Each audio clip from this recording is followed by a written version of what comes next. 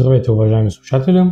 Аз се казвам Георги Киров, ученик съм в професионална гимназия Иван Хаджиен в град Казанлък, или по-известно като Механото. Макар да уча в техническо училище, аз имам интерес към историята и се надявам след като завърша гимназия да отида да я изучавам в някои от нашите университети. Надявам се историята, която ще ви разкажа сега, а именно тази за Преображенският манастир, както и за така нареченото колело на живота, да ви е интересна и ви желая приятно слушане. Започваме с кратка история на самия манастир.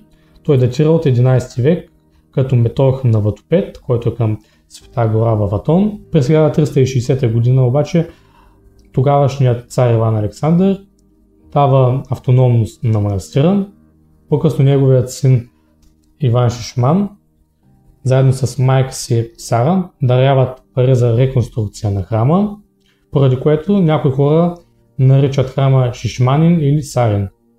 През 14 век започват османските завоевания на Балканите и оттам манастирът е разрушен. Неговата реконструкция започва през 1825 година, като през 1834 година Димитър Софиянлията започва строежа на църквата в самия манастир, но поради участието си в Велчовата завера от 1834-1835 година той е заловен от турските власти и е обвесен, вследствие на което довършването на църквата трябва да се даде на някой друг. Тази задача се възлага на Уста Колюфичето и Уста Иван Бърната, които завършват църквата през 1837 година.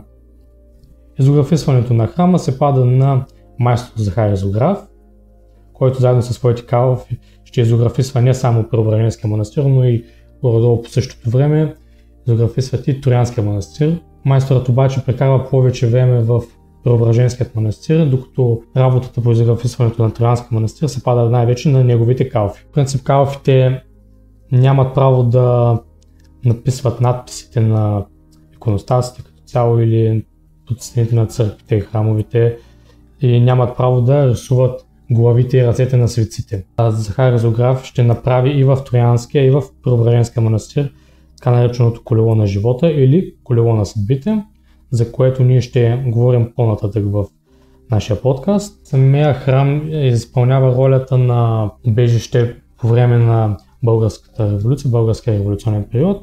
От Велчовата завера до Априлското въстание храмът е бил посещаван от Филип Тотил, Ангел Кънчев, Поп Харитонин дори, които са намирали подслон в него. В храма дори се е замонашил сподвижникът на Васил Левски, отец Матей Преображенски, като дори самият апостол неведнъж е намирал убежище в Преображенския манастир. По време на Руско-турската освободителна война манастирът изпълнява функцията на болница. Така сега ще поговорим за така нареченото колело на живота и колелото на съдбите, както стана въпрос по-рано. Идеята на самото колело е да покаже, че хората имаме свободна воля да изберем по кой път да поемем през този живот и оттам да вече да поемем последствията от начина по който сме избрали да живеем. В най-външния кръг на самото колело, ако ви се отдаде възможност да го видите, ще видите, че имаме деня и нощта. Или деня и нощта случая се държат от два ангела, които търпат въжето на съответно деня и нощта, като това представляват решенията на човек, които той взима през неговия житейски път. Ако се гледаме в колелото, ние забелязваме и два кръга, един който е черен, а другият, който изобразява сезоните.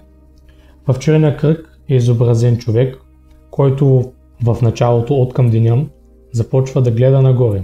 От 4 годишна възраст до 30 години той постоянно гледа нагоре, като в 30 годишната си възраст той вече е на върха на самото колело, изобразен с корона на главата, с китър и с кесия. И оттам той смята, че той е непобедим, той е единствен и няма друг като него. От 30-та година нататък обаче започва неговото падение, старостта започва да го настига, той не знае, че няма как да избяга от там, самото застаряване и от самия опадък. От 48-та си година той вече съжалява, че е пропилял така живота си, че е направил такива избори в живота си, че постоянно е търсил властта, парите и славата, обаче осъзнава своето положение и знае, че няма какво да направи, освен да се разкаива и да чака смъртта. Когато смъртта идва за него, той е неспокоен, той е притеснен, тъй като знае, че в отвъдното не го чака нищо добро и той ще бъде съден за своите дела. Във вътрешния кръг на колелото забелязваме, че имаме пак изобразен човек, обаче в по-различен и умален вид. Ако погледнем първата картинка, която е долу в ляво, ние забелязваме едно момче, което свири на тамбура, щастлив е и явно безгрижен. Това представлява или символизира неговото безгрижно детство, както и щастие. Във втората картинка отгоре виждаме как той се е навел и започва да се труди. Това е лято. Той започва да сее плодовете на своя живот и тази фаза представлява мъдростта и трудолюбието. Другата фаза е есента.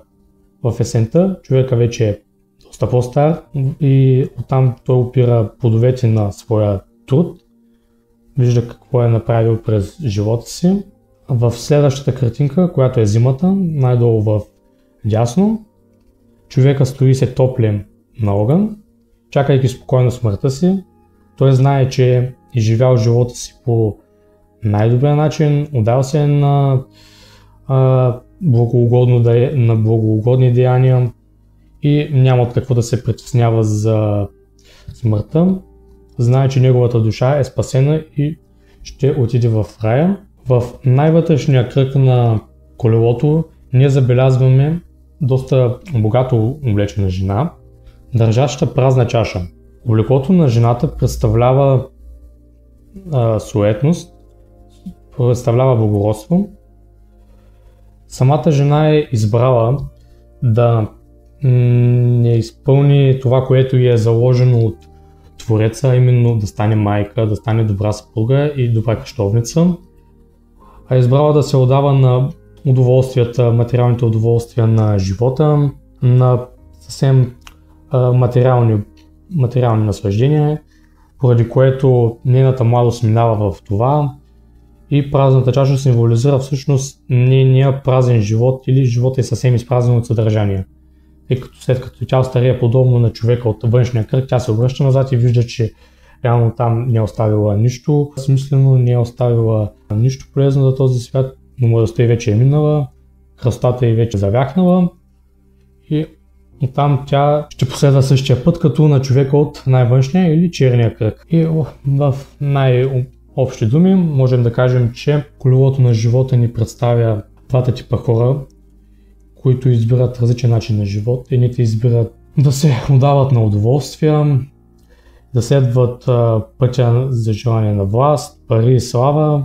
Други обаче избират да извършват богоугодни деяния и оттам двата типа хора вече трябва да са готови да поемат последствията си, като хората, които са оставили нещо смислено в този живот, нямат какво да се притесняват, те са спокойни за своята душа и знаят, че в смъртта няма нищо страшно. Хората, които са се отдали само на изкушенията и на материалните облаги в този живот, знаят, че нищо добро не ги очаква в отвъдния свят.